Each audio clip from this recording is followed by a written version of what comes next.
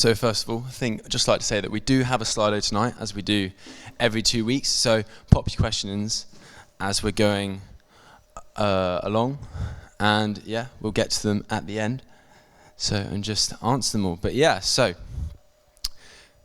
where are we right now? So over the last few weeks, we've been looking at skepticisms of Christianity. Things like, can you take the Bible literally, or does science actually disprove Christianity? And so now, if you will, over the next few weeks, we're going to be looking at actually arguments for Christianity. And so tonight we're going to start with what's aptly titled The Clues of God. So we're going to be looking at proofs for the existence of God, and kind of delving into those a little bit. And then in a couple of weeks, Gracie is going to be taking us on to the knowledge of God, getting more into the idea of a personal God. But tonight, if you will, just put aside that idea of Christianity, and we're going to start off with our own logical reasoning and intuition, and we're going to build up this idea that actually to believe in a God, or any God perhaps, is logical and intuitive and well-reasoned. So, here we go. Next slide, please. Awesome. So, we're going to delve right in. Okay, I actually forgot to say something. So, of course, all of these proofs can be disproved if you think about them a bit too much individually. So, we're going to put aside what's called strong rationalism as well. So, basically, it's the combination of all these things that really adds up together the total argument. So, yeah. So, we're going to start off with the mysterious bang. So, there are two really main parts of this, which is... So, this is the cosmological argument for God. Okay, it's a pretty classical one. The idea of this has been floating around for a few millennia. I believe it was Aristotle, actually, who first proposed it. But it was really brought back into light by this guy, Thomas Aquinas. He was an Italian priest in the 13th century. And he really presented two arguments that were labeled under this cosmological argument. And the first one of those is this idea of the first mover principle. So this is really the idea of causality. So you look around you and you see things like this table, this water bottle, everything has been made by someone. And so as you go back and as you extrapolate that backwards, there must be something at the start, a creator who is not created, who is perhaps intelligent and is certainly very, very powerful. And then we also have this argument by contingency. So think of it as like a dependency principle, that being that if the universe exists, then logically, surely it should exist because of something. So this idea that something cannot come from nothing, because that doesn't flow logically, at least not within our own experience. So, yeah, and moving on to the next slide, we're going to be looking at the fine-tuning argument. So this is probably one of my favorite ones. This idea that there are a fundamental set of physics constants that are extraordinarily precise down to very, very, very tiny amounts. And in some cases, if they even differ by, these tiny amounts, like we're talking like 1 times 10 to the minus 14 kind of order of magnitude, if they differ by even that much, then life could not exist. And so we also have the second law of thermodynamics, which is that the state of entropy of the entire universe, so think of it as an isolated system, okay, that is always increasing. Okay, so basically the universe is getting more chaotic. It's changing more. Okay, but these fundamental constants do not change in and of themselves. So then, are we to say that they are set by something, or are they perhaps the framework of the universe outside of it? They're certainly not affected by the universe. And so that kind of leads on to this argument of the anthropic principle. We're using lots of big words tonight, so if you want me to remind you of any of them at the end, and I get confused as well. But basically, this argument is that the universe was prepared for us. It seems to have been prepared for us. All of these very specific constants that lead to life, because they work so well together in combination, actually leads, to life. It's like it was prepared for us. Now, of course, one argument against this is multiverse theory. So this was a fun little physics theory that's been around for a while. I think it was first proposed by this guy called Roger Penrose. He was best known for working with Stephen Hawking on the topic of black holes. And he was basically saying that if there are lots and lots of universes, then actually ours just happens to be one where life exists. And there could be another one where life just doesn't exist. Okay, that's reasonable, except, we do have no proof for it. So take that with a pinch of salt. And I think that leads on also to the fact that these constants, they don't change. If, for example, if I boil my kettle this morning, I know that my kettle will boil tomorrow if I'm making a cup of coffee. But how do I know that? Can I prove that? Absolutely. Well, no. And so there's this idea of kind of the regularity of nature. The fact that, what we experience on a day-to-day basis doesn't change. We're not going to wake up tomorrow and suddenly it will float off the ground because somebody's turned gravity off. It doesn't work like that, because that's not what we've observed. And so a great example of this is actually something called magnetic monopoles. These are a fun little thing in physics, which is, if you imagine like a charged particle for electricity that exerts an electric field, it's the same way for a magnetic monopole. So it's like a magnetic particle which only sends a magnetic field outwards or inwards. And so actually, in nature, these have not been observed. So they're purely theoretical, and they don't exist. So all magnets exist with north and south poles. Okay, and if you cut one in half, you just get two other barred magnets, both with their own respective north and south poles. And so if tomorrow we were to observe that these existed, then, everything in physics would go upside down and topsy-turvy, if it isn't already, which it is. So, that's always a fun one. And then there's also our own experience, which I think is probably the biggest factor of all of this, is actually what we experience ourselves in our day-to-day lives. This picture on the right here is a sunset at a place called Cape Wrath from when me and my dad went cycle touring a couple of years ago. And although it doesn't look as good in real life, it was pretty cool. And it's things like sunsets, or perhaps listening to, James's music, that give us such an inexplicable sense that there is something more to this life. There absolutely has to be. And are these really nothing more than just biological reactions? Or is there actually something deeper, a deeper desire that is kind of calling us to something more? And so St. Augustine, who is another guy, there's a few guys in this, he's another guy, he reasoned that these unfulfillable desires are actually clues to the reality of God, to his presence in our lives, and perhaps even to him calling to us. Kind of like how in a painting, if you observe the brushstrokes of the painter, you would be able to know something of the painter.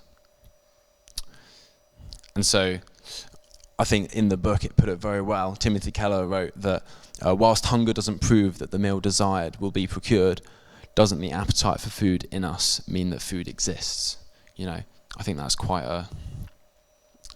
an interesting argument. However, there is kind of an antithesis to all this, if you would follow along. And this comes from the School of Evolutionary Biology. And I just want to make a quick note, that this is a certain philosophy. I can see Caleb looking in the back, like, I know he does biomedical science. I don't think that all evolutionary biologists would perhaps agree with this line of thought. You certainly couldn't say that 100% of them would, but certainly some also do. And so the basic line of reasoning with this is that religion, okay, is nothing more than a survival instinct to help us to survive. So these religions, which have sprung up over thousands of cultures, over thousands of years, are nothing more than a product of natural selection, helping us to pass on our traits, the desirable traits for survival, onto the next generation. And the same applies, to our desires as well. I think our desire for love and companionship, well, actually, is that not just a chemical reaction in our minds that just says, well, I need to continue on my species, and so hence I will have children. And I find that kind of takes the speciality out of everything a little bit. It's a bit depressing, to be honest. And so actually, if we think about this and if we apply this to our own logical reasoning, does that mean then that our own logical understanding of the world around us is only the one that helps us best survive? Quite an interesting thought, for certain. And this is kind of a contradictory statement as well, because actually, doesn't that mean that things like natural selection are also a product of that they are just what helps us survive best? And hence because of that, can we actually trust our own logical reasoning? Which is what our whole discussion this evening is based off of, our own intuition and our own reasoning as we lead ourselves on this journey to God. And so actually, if we do take this for true, that everything is just to help us to survive, then we basically just can't trust our own belief-forming minds. And yet, on the other hand, if we do believe in God, then we can trust our own logic and intuition. I do feel, I haven't written this down actually, but I do feel when I was thinking over this again, that perhaps this is a little bit introducing strong rationalism, and the whole of this is under the assumption that we can trust our own beliefs. But it is, of course, always good to think about it.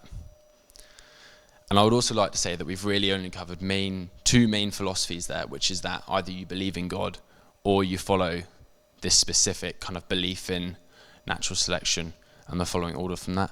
There are others that do exist, other philosophies, other points of view and perspectives on this, and please do discuss them tonight if you can think of any, because they're always really interesting to hear other perspectives and other thoughts on this.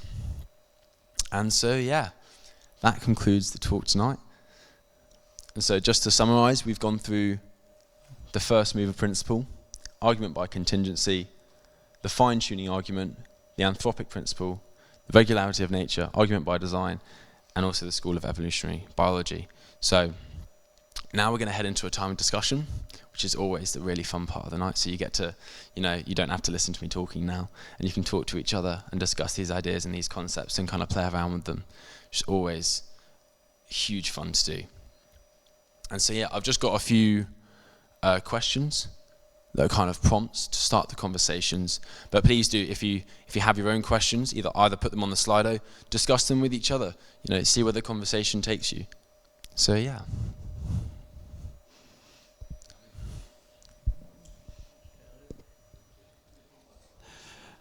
So if you've not sent a question in on Slido, do, or if you haven't got a phone or something, just shout one out. Caleb, sorry, we usually stick you in the middle. Oh no, you're right there. And we're not the final answer, as you've probably gathered over the last few months, but kind of just, this is just to keep us thinking. Is James's music really that? Yeah, I wasn't sure if that was a compliment. Like, James's music makes me think, wow, there must be a God because this is so incredible and beautiful. Or, wow, there must be something greater than this piano playing. I wasn't sure which way you were going with it. Is there a code for the Slido? I'm sure there is. I don't know how you find out what it is. Oh, Slido.com #HopeCafe. Grill. I was sharing our group that this week I'd listened to one of my favourite pieces of music of all time, which is Beethoven's Ninth and Choral Symphony, which is absolutely awesome. And I always get disappointed towards the end because I know it's going to finish and I don't want it to end. It's just like, if they're not singing it in heaven, I ain't going there. So I am really, but yeah. Brill. We'll just wait. See if anyone... Yeah, that was me. I just sent that in just now. Yeah, I'll do that every week. It's become a thing. So, but I meant it. You did. It's good. You did well. Anybody want to ask from the floor or? Okay, I have a topic of discussion then. Go on then. In our group, we were just talking about the concept of miracles and about how actually, as time goes on, are miracles then explained by science, or are miracles something that kind of breaks the laws of science for a specific purpose? So, if you have any thoughts about that. What is your clue that for you proves the existence of God? We'll come back to that in a minute. We'll see if any more come in. Just a miracles one. So there's C.S. Lewis, who was a great thinker in the last century, and wrote some amazing science fiction, and he also wrote some children's books as well. So he wrote a book called Miracles, and he basically says, look, miracles are God stepping into this world, and if you like, the easiest way is that to create a miracle, God speeds up the laws of nature to bring a healing or bring a supernatural event. He doesn't break the laws of nature, he speeds them up. And then the minute that miracle's happened, then, if you will, nature goes back to its normal time frame. The other thing he makes is that for us to believe in miracles will always take an element of a step of faith.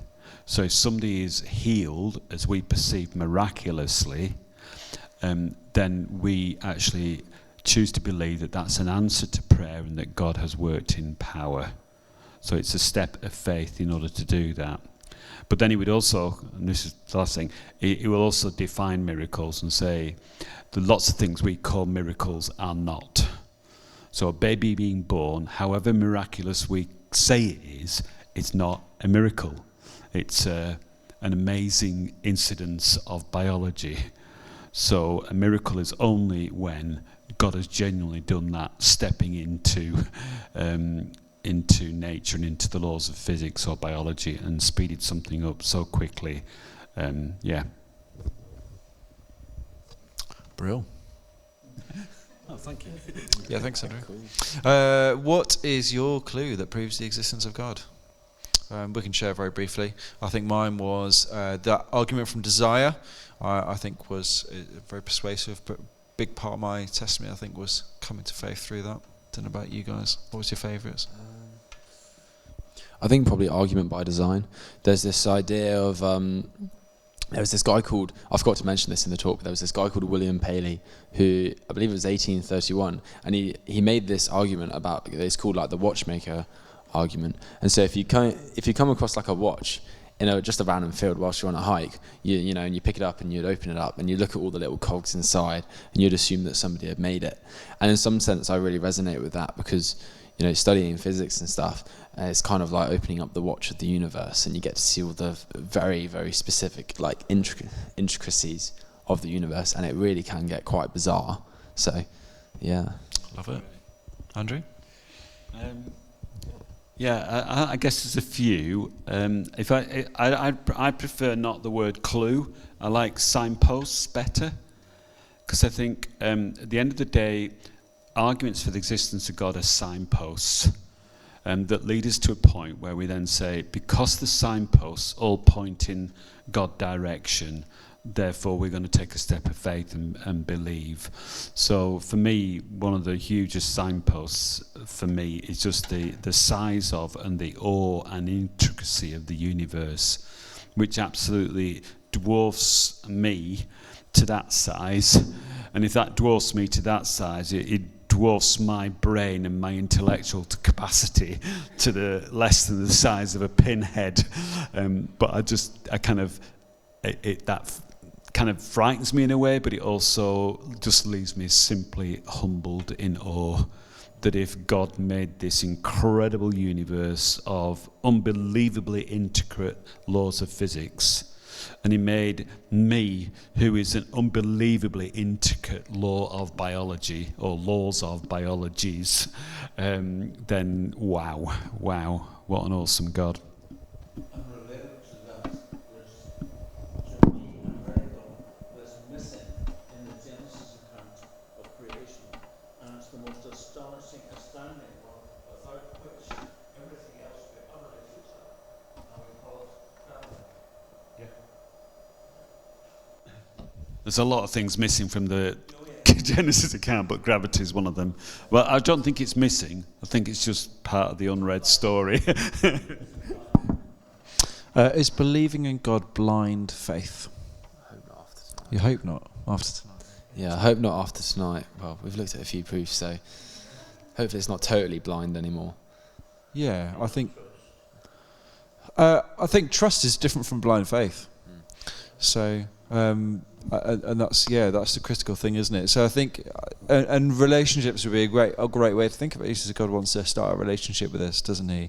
I think every relationship that we have is based upon our understanding and our knowledge of that person, and that's what our relationship is built on. And the same with the Lord, our relationship with him and our faith in him is built upon our knowledge of him and of who he is and what he has done in the past. And it's because of that therefore we have faith. And of course faith is unavoidable, doesn't it? I think everywhere that we go in life, we have faith in things, in places, and the doctor's surgeries and surgeons and all these things that we readily place our faith in because we believe that we can trust them, and it'd be exactly the same thing.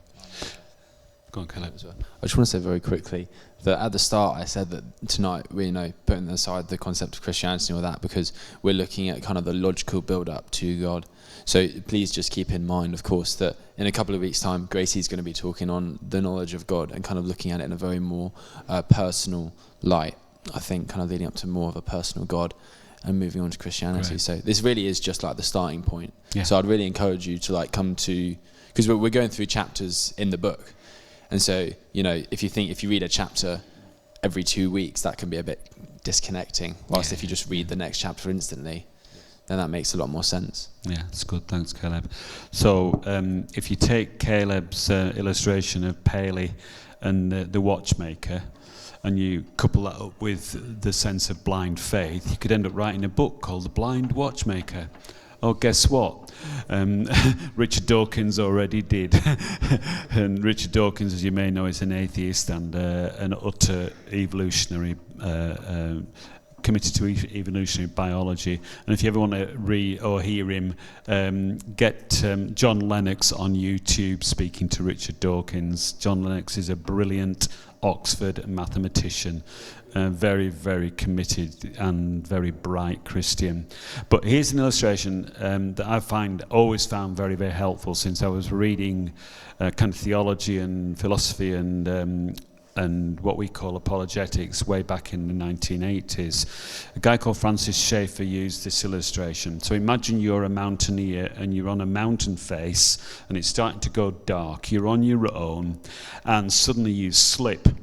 And you slip a few feet or a meter and you manage to grab a hold of the rocks, but that's all you can do. And you just literally are hanging on there for grim life.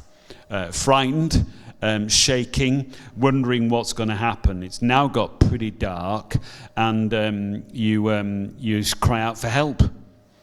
And as you're crying out for help, suddenly a voice says, "I can help you." Great, what do I need to do? Well, just let go, because 1 meter below you there is a ledge that's actually 2 meter wide, and that ledge will catch you and it will save your life.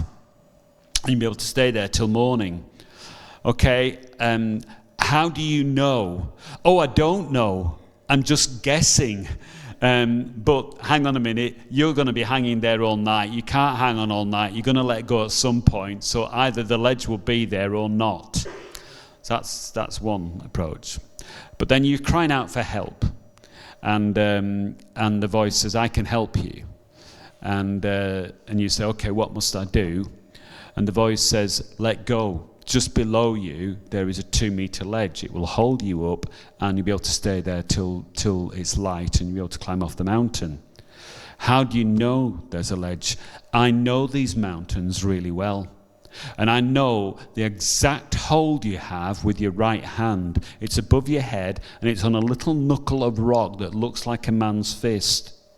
I also know that your left hand is in a little cleft in the rock, and it's jammed to clockwise direction for you, so that your hand is stuck there, and that's what's holding you on at the moment. So at that point, that voice answers the questions that allows you then to say, I can trust you enough to let go, because you know the mountain.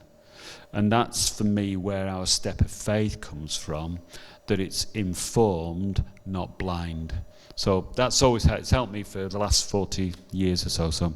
That's what Bartimaeus did with his blind faith. Bartimaeus. Yeah, literally blind faith.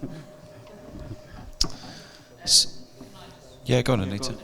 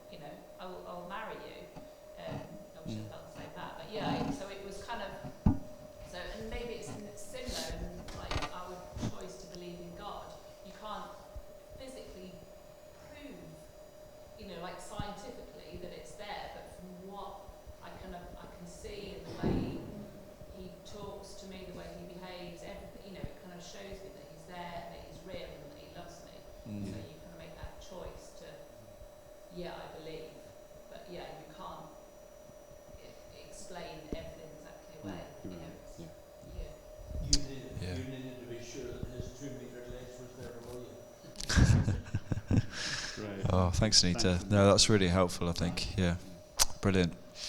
Is there an argument for the supernatural, bearing in mind that there are references to other gods in the Old Testament? Go on, Caleb. I'm going to reference here the film Prince of Egypt. I don't know if any of you have seen it. It's an absolutely amazing film. Classic. Absolute classic. And there's a point there when they're, going through kind of the 10 plagues, and they go through, and I saw a really interesting interpretation of it, which was that, God wasn't just inflicting plagues upon the Egyptians. He was both symbolically and literally like killing their gods. And so I think the best example of this is that the first one, the Nile turns to blood. And so in Egyptian mythology, there's a god of the Nile who supposedly he rests at the headwaters of the Nile. And so God is saying, look, I've killed your god, and you can see his blood flowing down your river, and he goes on, and at the end, maybe it's the second last one, when he turns, the turns day into night, and of course the king of their gods in Egyptian mythology is the sun god Ra. And so he's saying, look, I've even killed the most powerful of your gods. And so whether or not those gods actually exist is to be, debated, I think. But if they do exist, then, the Christian God would be their God to say, they would worship him because he would have power over them. Yeah. So. it's probably quite a big subject area, and it could be interesting to Café Theology on the supernatural and the demonic and that kind of thing, because I think there's a lot to talk about in that area, especially to start thinking about, well, what about ghosts and those kinds of things where we see and hear things, and most people know at least a friend, or we have some sort of experience of something going bump in the night. There wasn't a burglar, if you were here this morning. And what is that? And I think there's not probably a specifically very clear answer in the Bible to exactly what that is, but we do see and hear those sorts of things, and it happens, doesn't it? There's things in the realm of the supernatural that would be outside of the descriptions of what happens in the Bible, and I think that's kind of in keeping with the biblical worldview, that those things would happen and exist. There's probably a lot more to say on that. I don't know if you want to chip in, Andrew. I think only to say that we're kind of treading into Bible territory, and we're trying to keep it onto as a closer rational. It's back down to what I just said about C.S. Lewis, that the belief in the supernatural is a step of faith, because again, you're talking about many things that you can't prove it by physics or biology. You accept that something has happened, and you choose to believe that that's happened.